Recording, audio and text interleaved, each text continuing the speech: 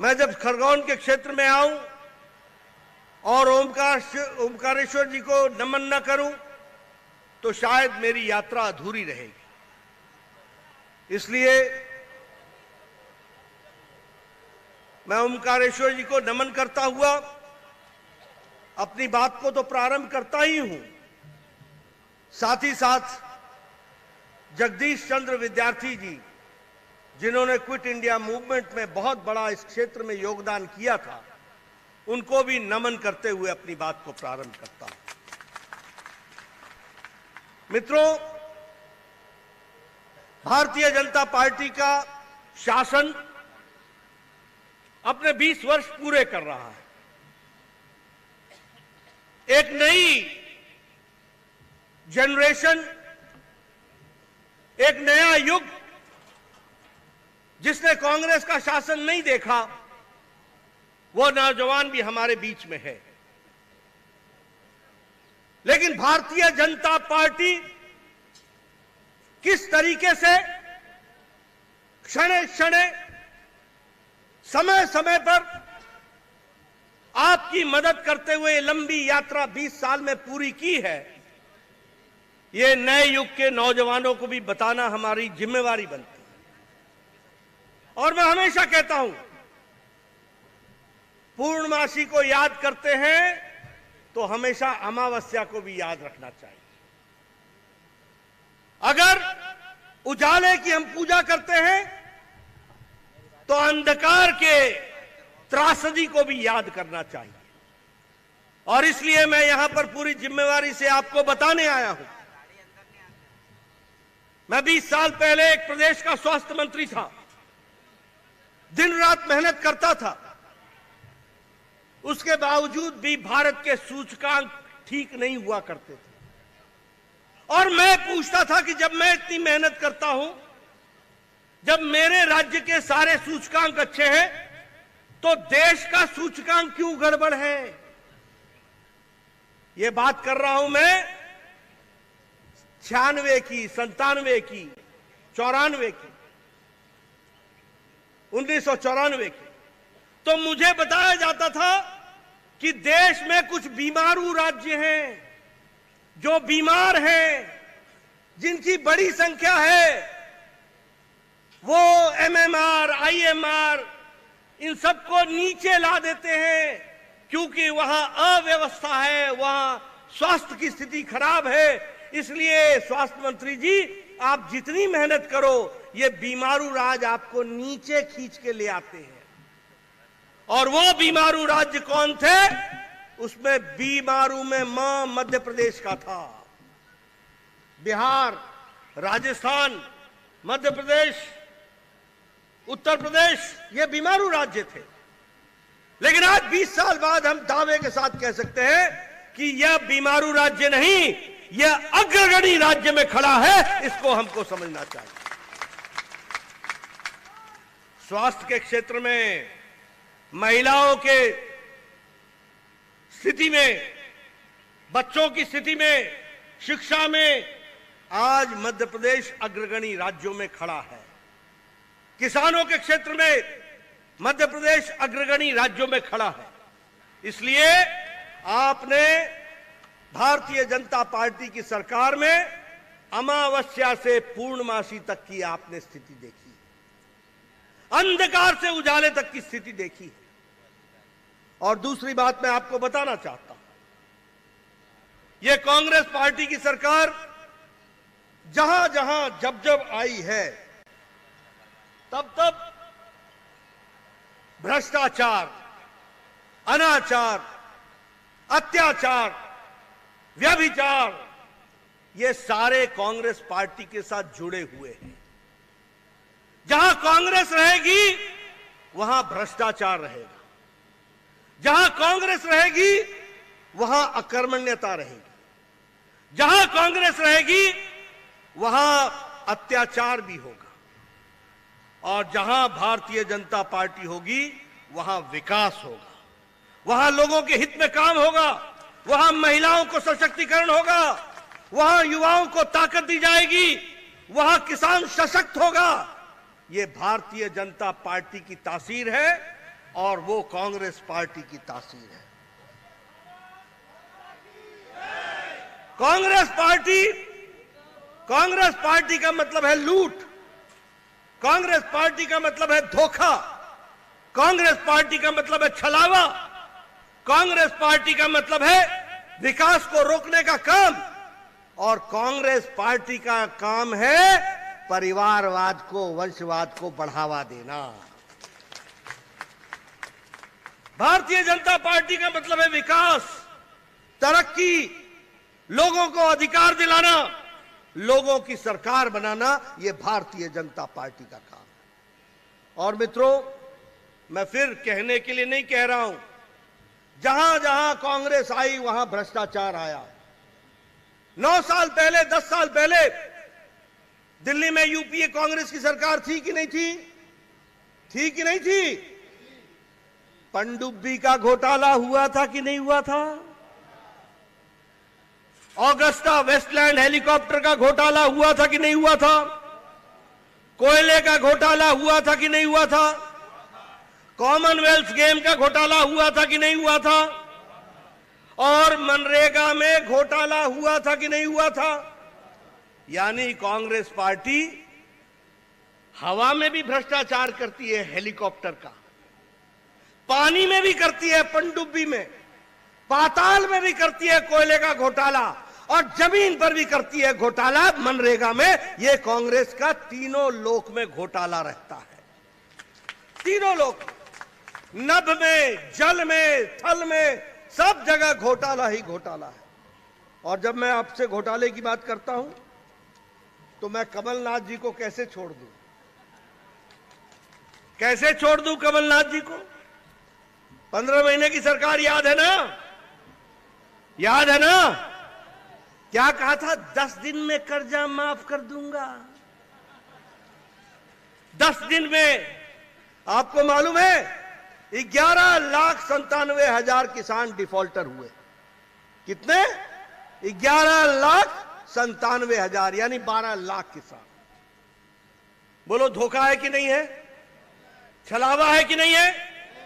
धोखा है कि नहीं? उसी तरीके से आप बताइए, ये इरिगेशन कॉम्प्लेक्स प्रोजेक्ट में घोटाला हुआ था कि नहीं हुआ था? कितने का हुआ था मालूम है? 4,100 करोड़ रुपए का। छोटा काम नहीं करते, मोटा काम करते। इरिगेशन में घोटाला, कॉम्प्लेक्स में घोटाला हुआ 4,100 करोड़ रुपए का। आप बताइए, वेयर हाउस की खरीदी में घोटाला हुआ कि नहीं हुआ? हुआ कि नहीं हुआ? 281 करोड़ रुपए की गड़बड़ी हुई। उसी तरीके से कमलनाथ के पूर्व ओएसडी के घर से सैकड़ों करोड़ रुपए बरामद हुए थे कि नहीं हुए थे? हुए थे कि नहीं हुए थे? अब एक बात बताओ, काजल की कोठरी में रहोगे तो कालिक तो लागे ही लागे।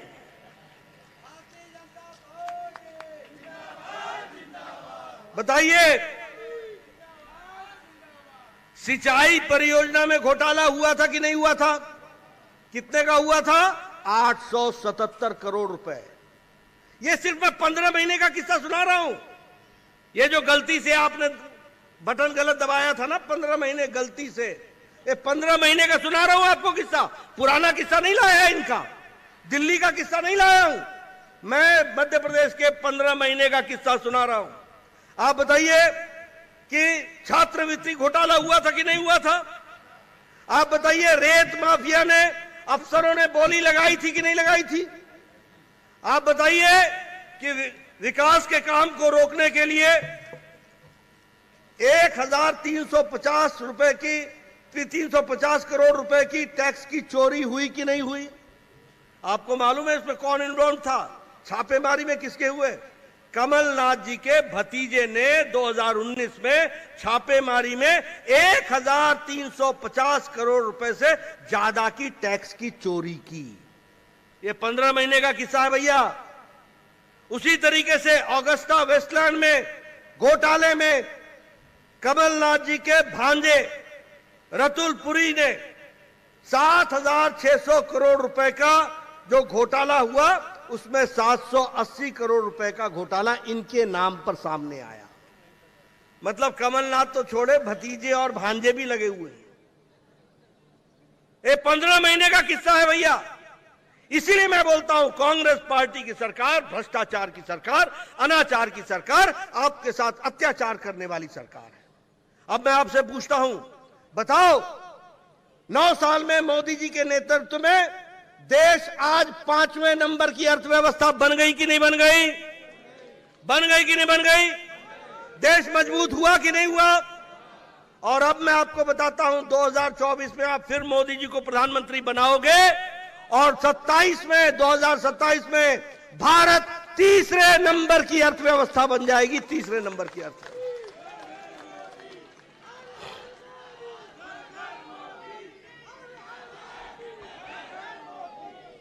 आपको जानकर खुशी होगी,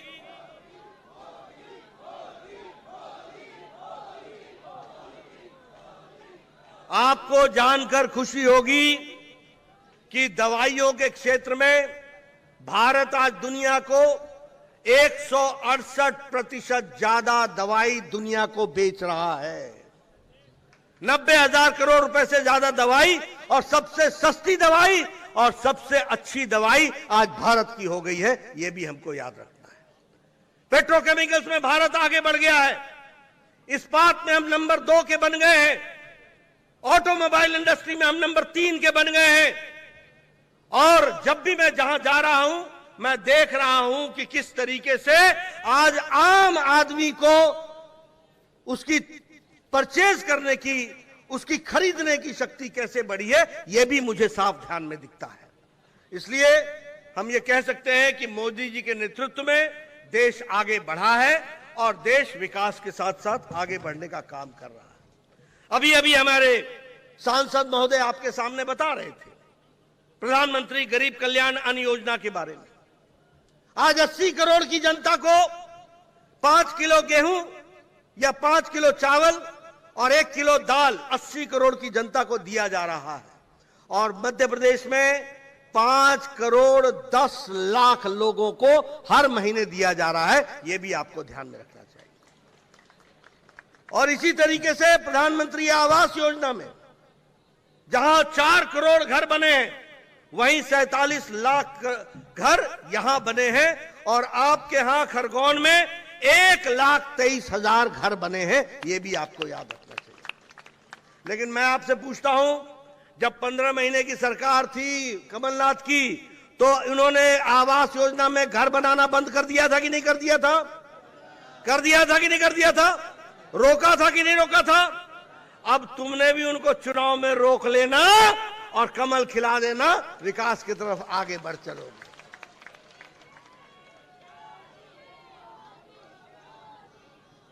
जल जीवन योजना में जहां 9.5 करोड़ लोगों को गैस का सिलेंडर और चूल्हा दिया गया, वहीं 42 लाख गैस का सिलेंडर मध्य प्रदेश में दिया गया।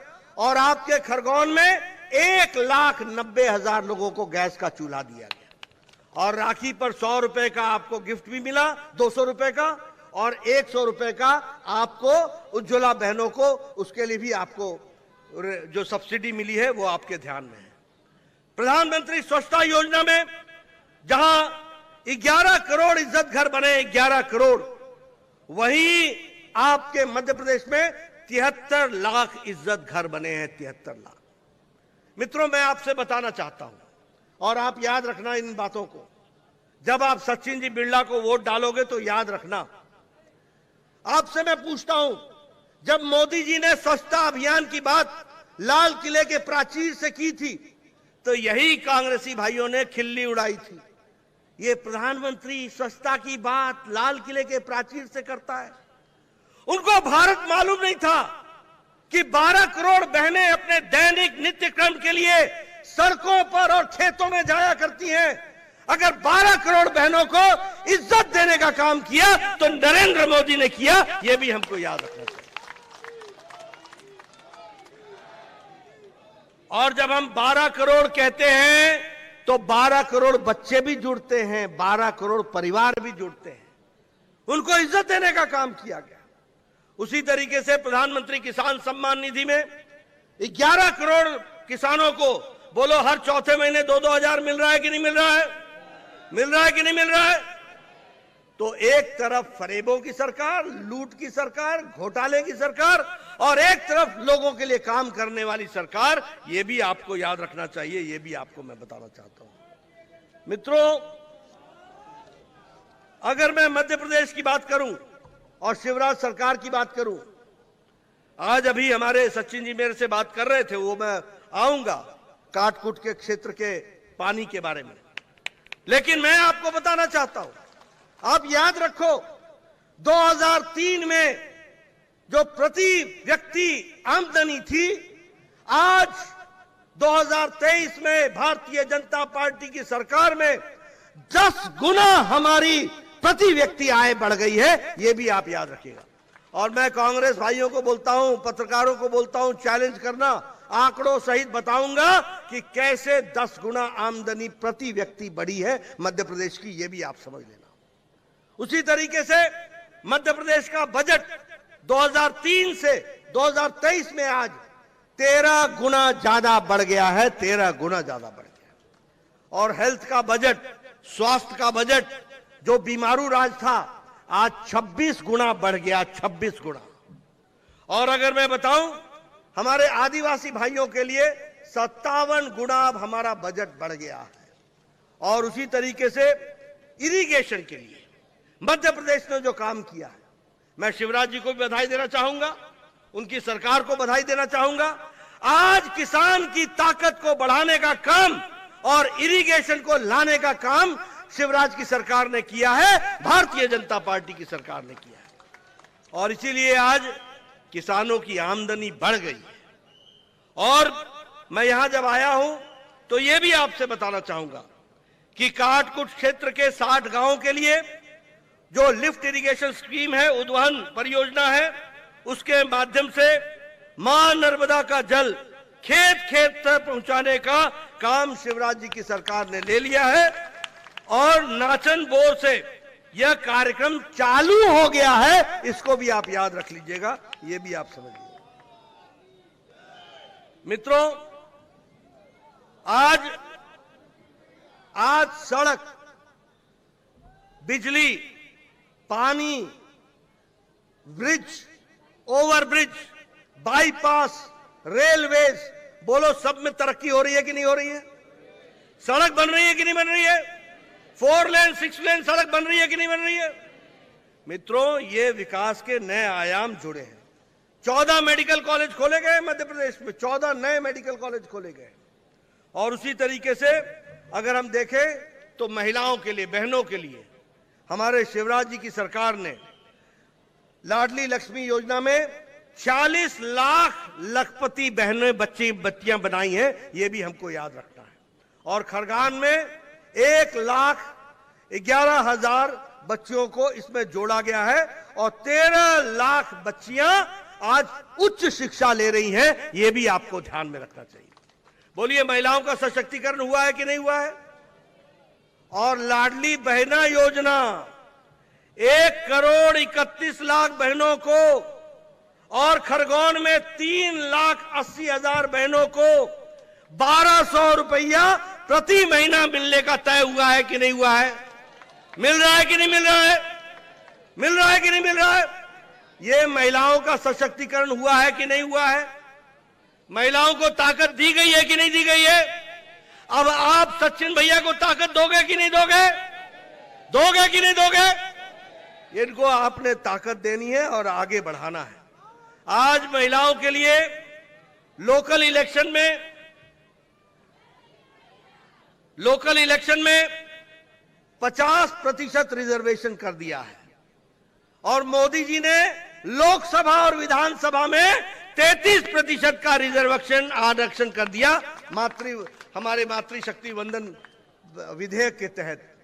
अब 2029 में आपके यहां से भी विधानसभा और लोकसभा में 33% बहनें जाएंगी, ये भी हमको याद रखना।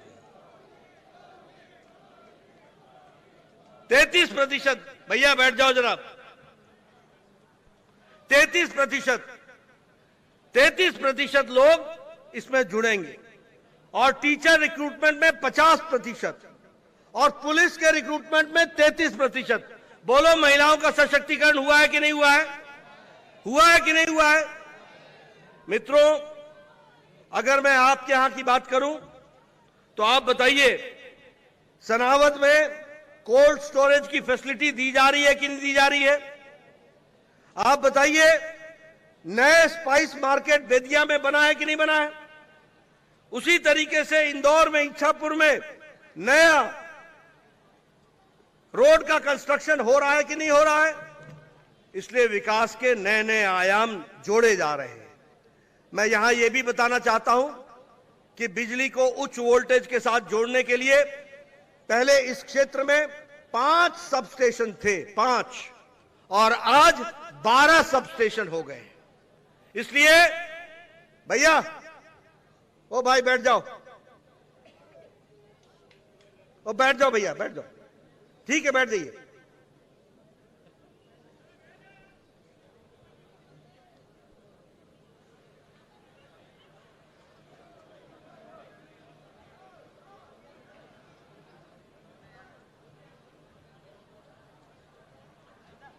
मैं आपसे चर्चा कर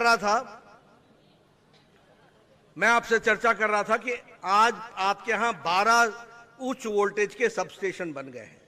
यानी अगर उच्च वोल्टेज का सबस्टेशन बनेगा तो इरिगेशन की फैसिलिटी और मजबूत होगी, सिंचाई की फैसिलिटी और मजबूत होगी, किसान अपने खेतों से ज्यादा ले सकेगा, और किसान जब ज्यादा ले पाएगा तो उसकी उपज से उसको ज्यादा आमदनी होगी। यानी किसानों की चिंता की है तो दिल्ली में प्रधानमंत्री मोदी जी ने की है और यहां शिवराज सिंह जी ने की है, यह हमको याद रख लेना चाहिए। इसलिए मित्रों, मैं आपसे यह निवेदन करने आया हूं कि आज भारतीय जनता पार्टी को, यह सचिन जी को सिर्फ विधानसभा भेजने का मतलब नहीं है, यह मध्य प्रदेश की तकदीर और तस्वीर बदलने का प्रश्न है। इसको भी आपने ध्यान रखना है, इसको आगे बढ़ाने का प्रश्न है। किस तरीके से विकास को और आगे लाया जाए, किस तरीके से ये 20 साल की तपस्या को और मजबूती से आगे बढ़ाया जाए, और किस तरीके से भ्रष्टाचारियों को घर में बिठाया जाए और इनको काम दिया जाए, इसका चुनाव है, ये भी आप समझ लीजिए। इसलिए मैं चाहूंगा आप भारतीय जनता पार्टी के प्रत्याशियों को काम दीजिए, कमल के बटन पर मोहर लगाने का, बटन दबाने का काम कीजिए, भारतीय जनता पार्टी को यशस्वी बनाइए। बीजेपी के माध्यम से जो बीमारू राज्य आज अग्रगणी राज्य में खड़ा है, उसको और आगे ले जाने में अपना योगदान कीजिए, ये मैं आपसे निवेदन करने आया हूं।